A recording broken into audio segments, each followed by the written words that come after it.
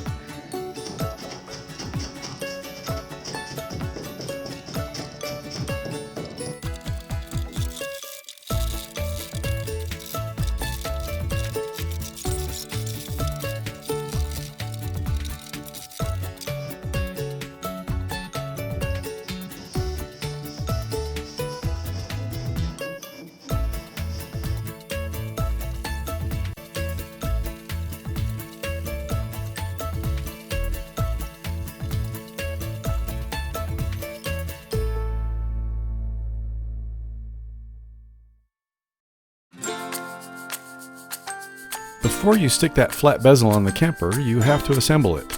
I cleaned up the stickers and sanded the plywood. CLC recommends putting a small bevel on the mating edges so they fit together snugly. Then you stitch them together and glue them using epoxy thickened with wood flour. I grabbed a block plane and my rasp and got to work. This is a fairly visible part of the camper, so you want those lines straight and tight unless you decide to do something to trick the eye, like painting straight lines over your mistakes.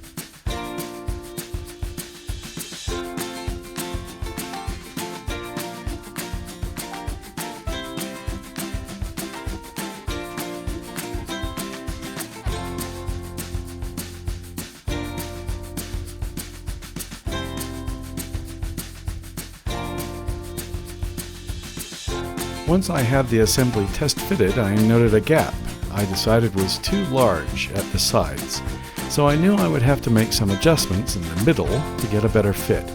I decided to get it close enough without removing so much material that the bezel would fall through the hole, and I counted that the thickened epoxy fillet and the fiberglass would fill in any remaining gaps.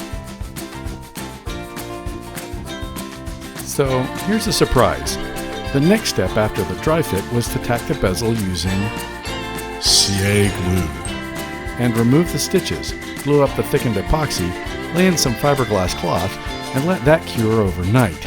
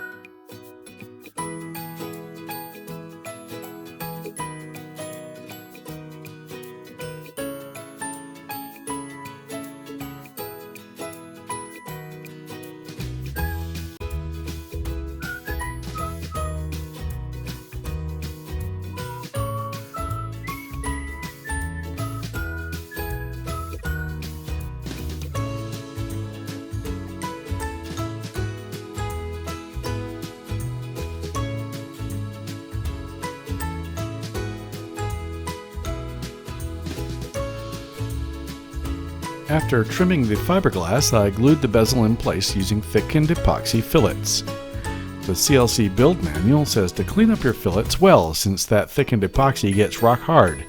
Sage advice, but I was a bit concerned that I might push the bezel out of place and screw up the fillets if I got too fussy.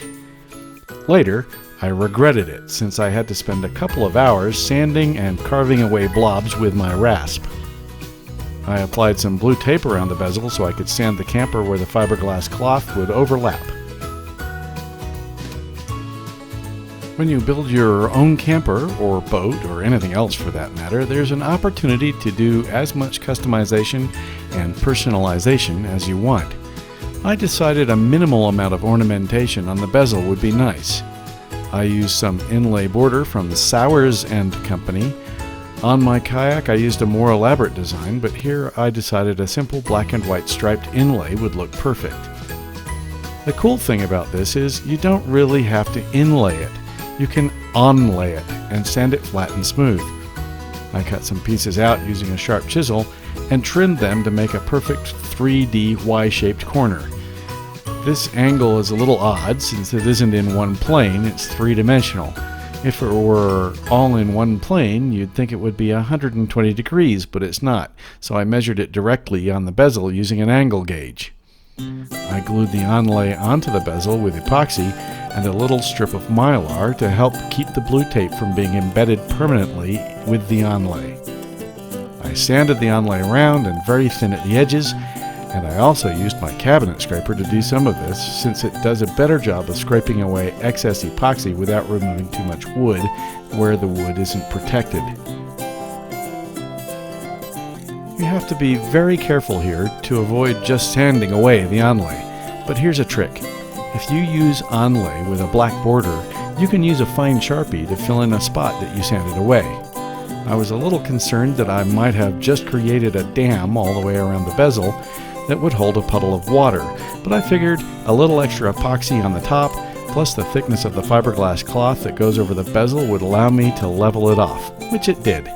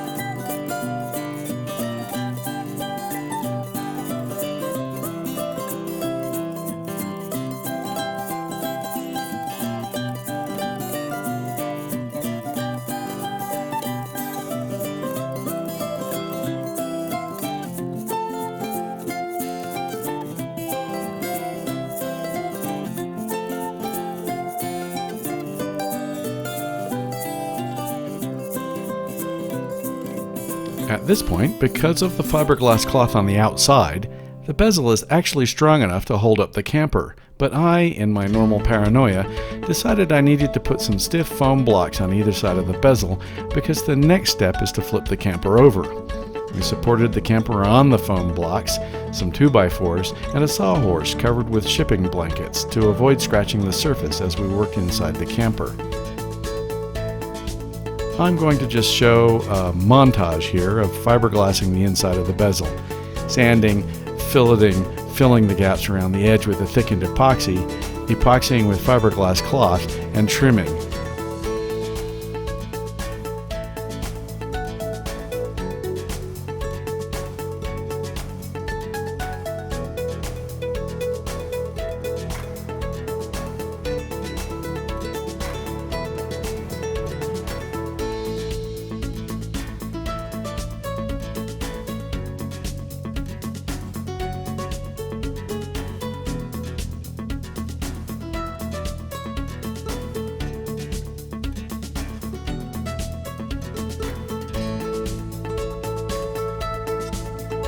This isn't the last we'll see of the bezel.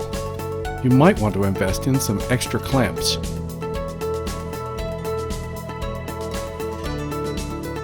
If you enjoyed this video, or even if you just left YouTube running and it played while you were out of the room,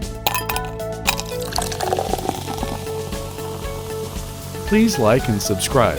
And don't forget to ring the bell next to the word subscribe so you get notified when I upload another video. Thanks for watching.